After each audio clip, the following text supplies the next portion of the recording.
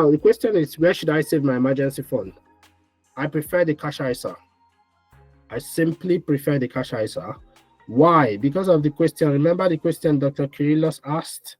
He said, oh, do I have to tell HMRC if I get a kobo or a dime anywhere I get it?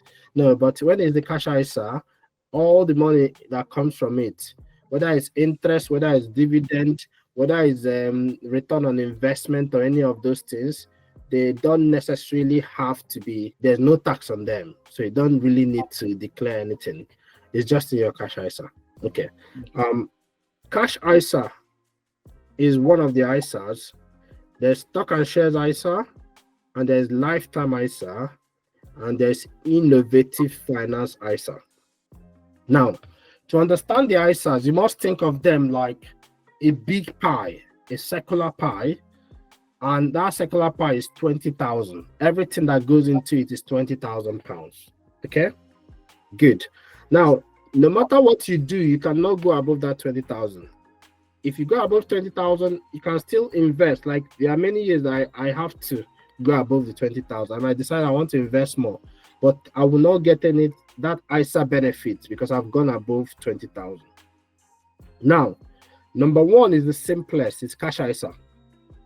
Cash ISA is basically a savings account.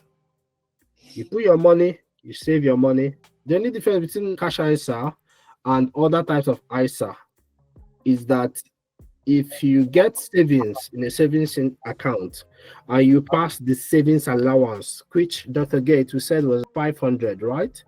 For a higher rate taxpayer, 1,000 for a basic rate taxpayer. So the difference is that in cash ISA, if you get any interest or not, you don't need to declare it. There's no tax on it. It's not even mentioned because it's a cash ISA. I think it's a good place to save your emergency fund. Obviously, if your faith is different and your thinking around interest is different, then you don't even have to, you don't have to use a cash ISA. You can just use a regular account. But the problem with that is you then need to then start dealing with interest, declaring it, and messing about with it. Okay, so that's why cash ISA, think of ISA more like a tax protector.